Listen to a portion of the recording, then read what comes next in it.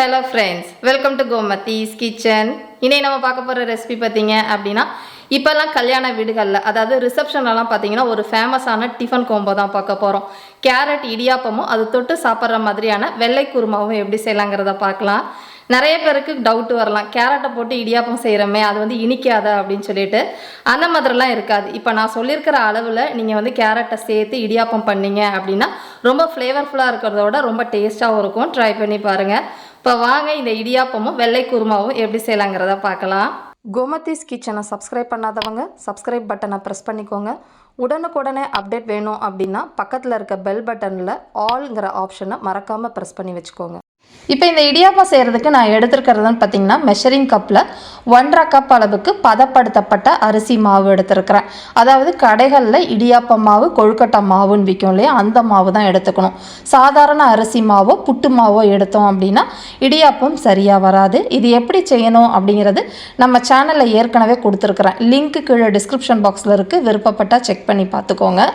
இப்போ நம்ம இந்த இடியாப்பத்துக்கு மாவு எப்படி பிசையலாங்கிறத பார்க்கலாம். இப்போ இந்த இடியாப்பம் மாவு பிசைகிறதுக்குன்னு பார்த்திங்கன்னா தண்ணியை நல்லா கொதிக்க வச்சுட்டு அப்புறம் தான் நம்ம கலக்க போகிறோம். அதில் முதல்ல சேர்க்க போகிறதுன்னு பார்த்திங்கன்னா 2 கேரட்டை எடுத்து தண்ணி ஊற்றி நல்லா மிக்சியில் அரைச்சிட்டு வடித்து எடுத்து வச்சுருக்கிறேன். அதோட அளவு 1/2 கப்பு சேர்த்துருக்குறேன். இப்போ நம்ம தண்ணி சேர்த்துக்க போகிறோம். நம்ம எடுத்துருக்கிறதோட மாவோட அளவுன்னு பார்த்திங்கன்னா மெஷரிங் கப்பில் 1.5 கப் அளவுக்கு மாவு எடுத்தோம் இல்லையா, அதுக்கு நம்ம 3 கப்பு வரைக்கும் நம்ம தண்ணி சேர்த்துக்கலாம். அதாவது 2 பங்கு வரைக்கும் தண்ணி சேர்த்துக்கோங்க. இப்போ இந்த தண்ணியிலேயே இந்த மாவுக்கு தேவையான அளவு உப்பு சேர்த்துக்க போகிறோம். உப்போட அளவுன்னு பார்த்திங்கன்னா 1 டீஸ்பூன் அளவுக்கு டேபிள் சால்ட்டு சேர்த்துருக்குறேன். இப்போ இது எல்லாமே நல்லா கலந்து தண்ணி நல்லா தளன்னு கொதிக்க விடுங்க. இது கொதிக்கிறப்ப பார்த்திங்கன்னா கொஞ்சமாக ஒரு 1/4 டீஸ்பூன் அளவுக்கு தேங்காய் எண்ணெய் சேர்த்துக்கிட்டிங்க அப்படின்னா அந்த வாசனை இடியாப்பத்துக்கு நல்லாயிருக்கும். இப்போ பார்த்திங்கன்னா நல்லா கொதித்து தண்ணி இந்த அளவுக்கு வந்திருக்கு. இப்போ இந்த சமயத்தில் அடுப்பை சிம்மில் வச்சுட்டு நம்ம எடுத்து வச்சுருக்கிற மாவு 1.5 கப்பு மாவையும் சேர்த்துருங்க.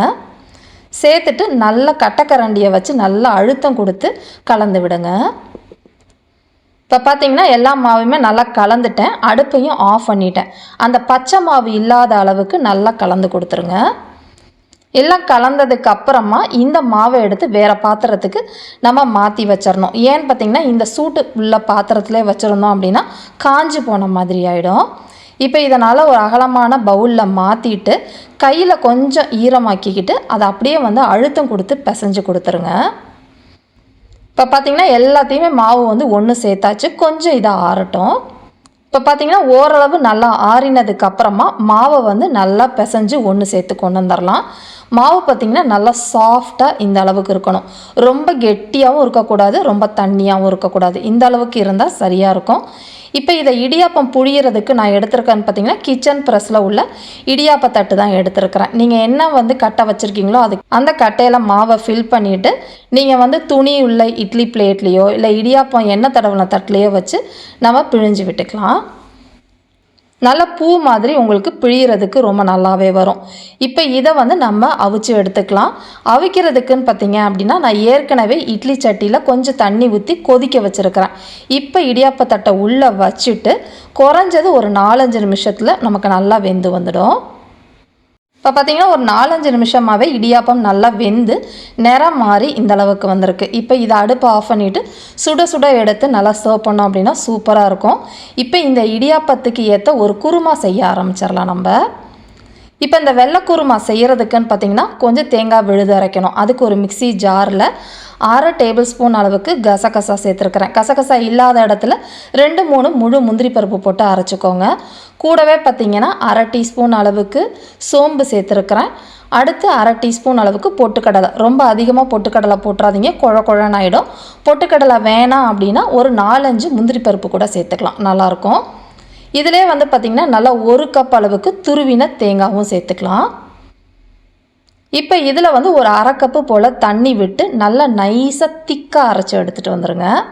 இப்போ பார்த்திங்கன்னா நல்லா அரைச்சி எடுத்துகிட்டு வந்துட்டேன். தேங்காய் விழுது வந்து ரெடி ஆகிடுச்சு.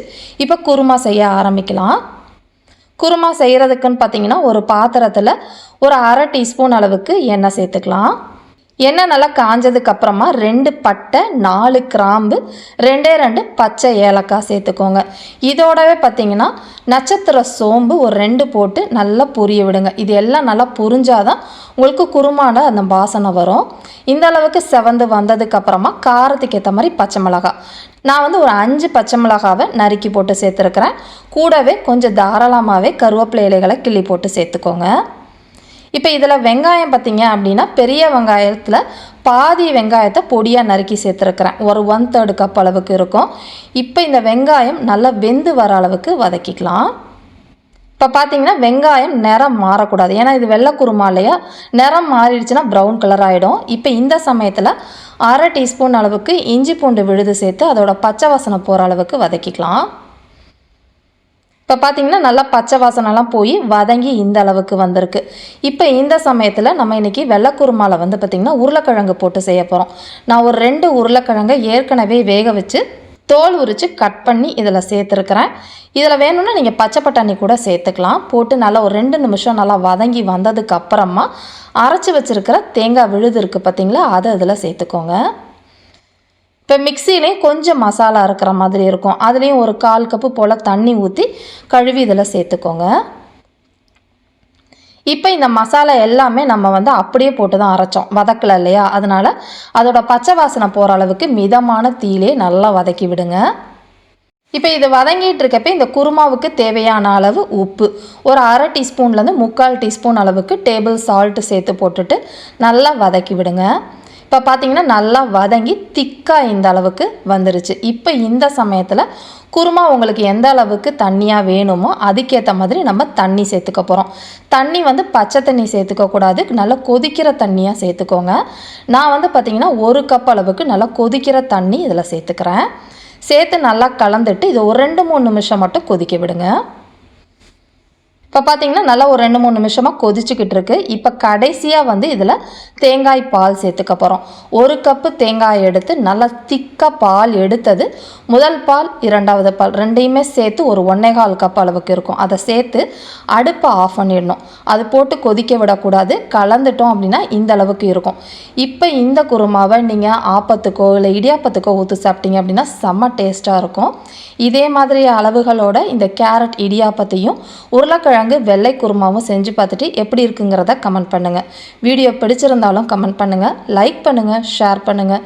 மறக்காமல் கோமதீஸ் கிச்சன் சேனலையும் சப்ஸ்கிரைப் பண்ணி வச்சுக்கோங்க. தேங்க்ஸ் ஃபார் வாட்சிங்.